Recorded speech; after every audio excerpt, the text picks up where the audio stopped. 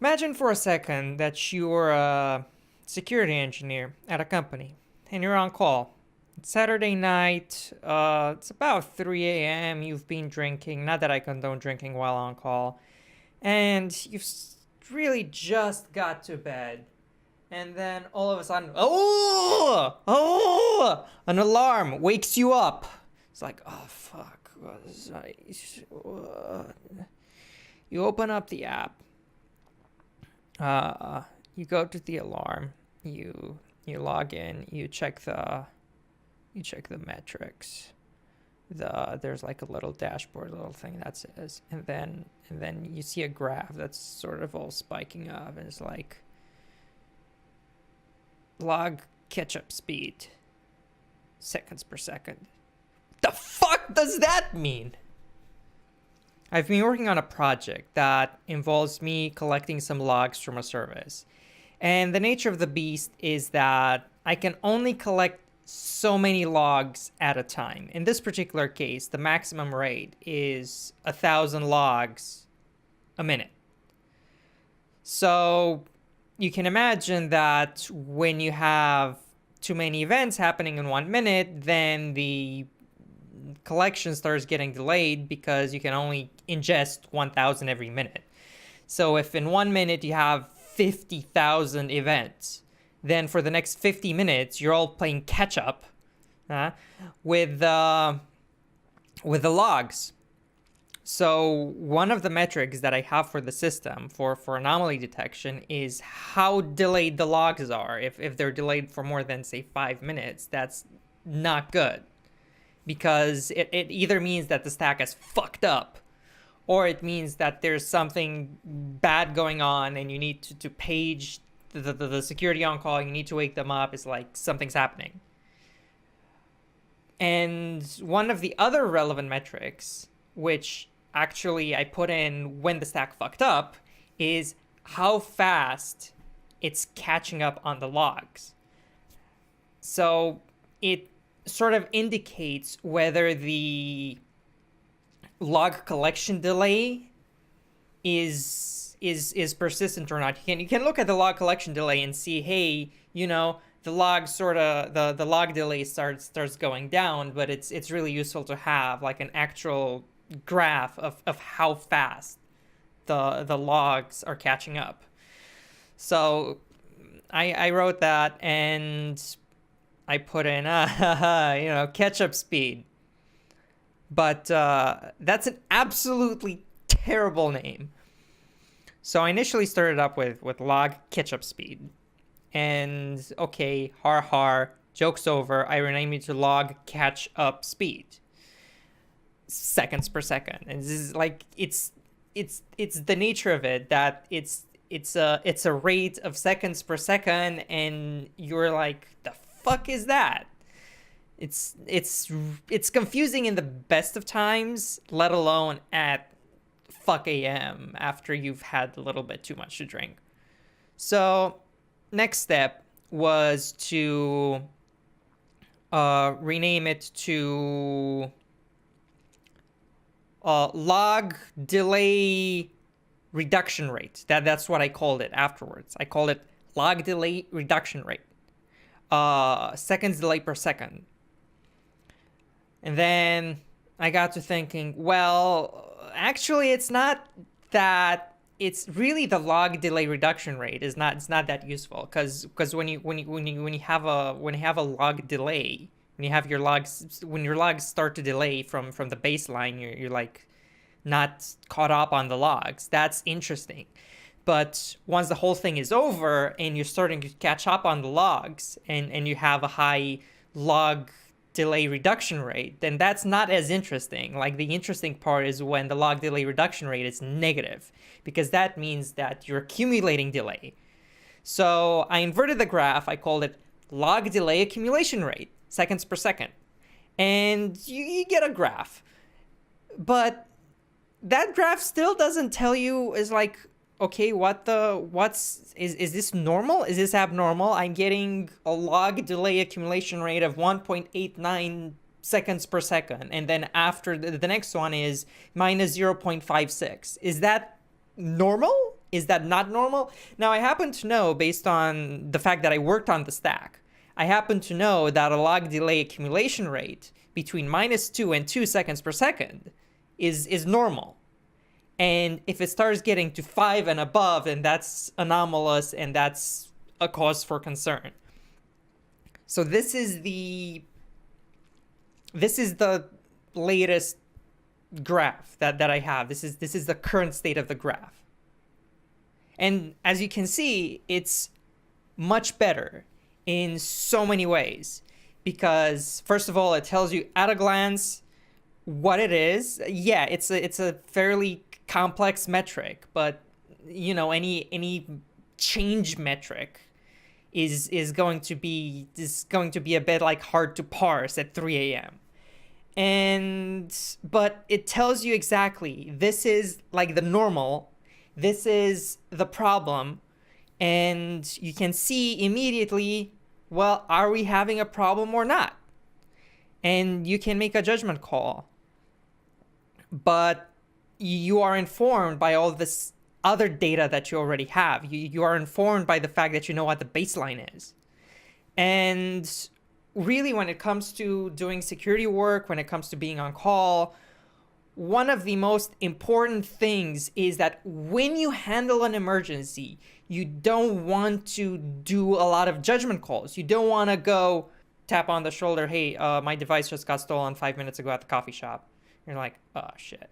What do I do? It's like, yeah, I have to lock them out of their accounts, right? I mean, their device got stolen. Who knows? Like, I got to lock them out of their accounts, right? I got to erase their accounts. I got to wipe their device. I got to crap. What else do I need to do?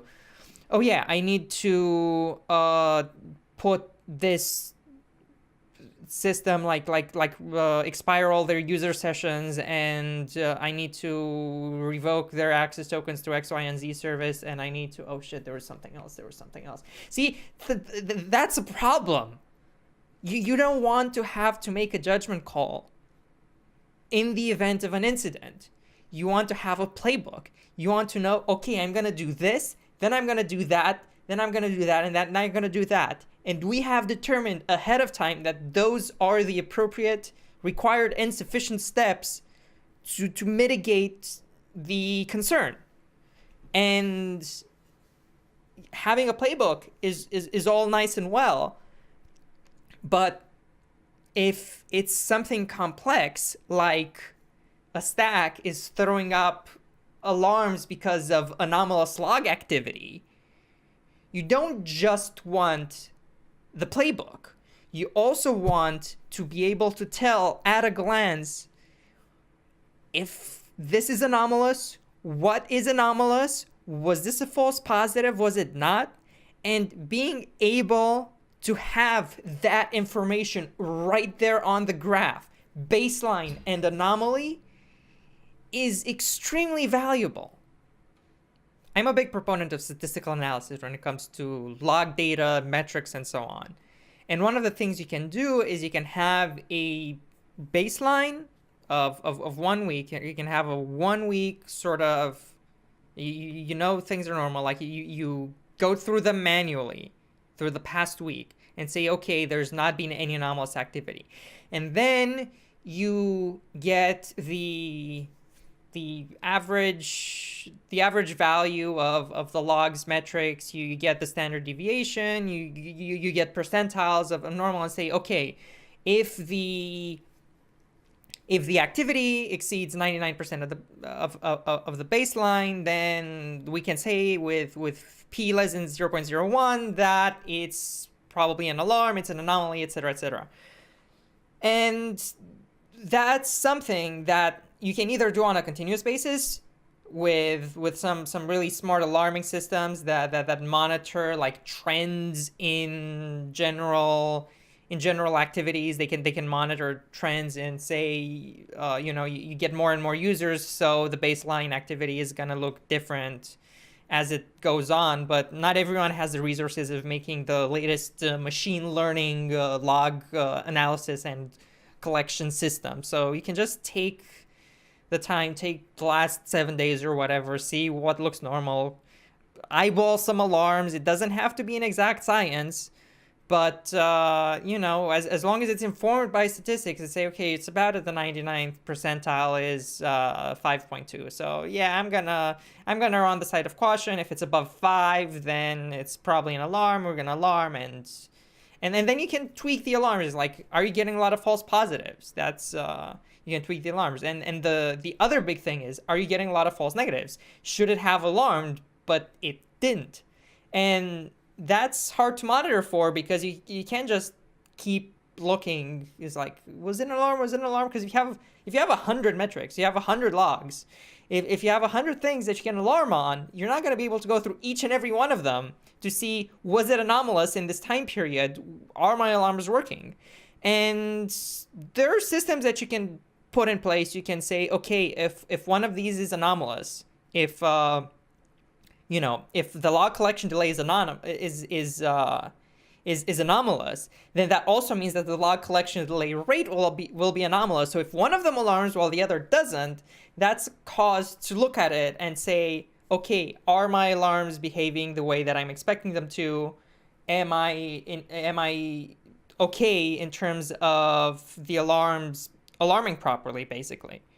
But this is really delving into advanced stuff about alarms, and the point that I was trying to make is that you really want, when it's 3 a.m., it's 3 a.m., you just woke up. The fucking thing, you've gotten paged like 5 times in the past 2 hours, I don't know. And you've just gotten to sleep. You just gotten to sleep at like 2:30 after a whole bunch of alarms, and you wake up at 3. It's like, fucking hell. And then you go into the alarm and you see log ketchup speed. It's like, the fuck is that? Seriously. So in short, the more you can reduce your cognitive workload during an alarm, because you already have a lot of things happening when an incident comes in. There's a ton of shit that you have to deal with. You have to deal with people potentially complaining. Your alarm indicated something. You got up, you started to deal with the alarm, and then afterwards comes a big tail of people starting to complain, hey, this thing isn't working. And you're like, hey, yeah, I'm dealing with it, because your alarm already told you what it is. So you have your alarm. You have a whole bunch of people yelling at you. It's like, my shit isn't working. You are in a mentally diminished state anyway, because it's 3 a.m.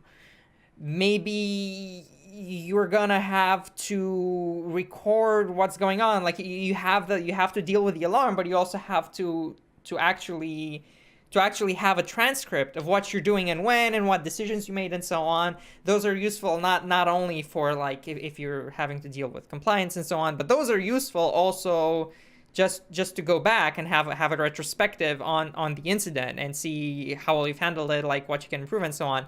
And you have to juggle that.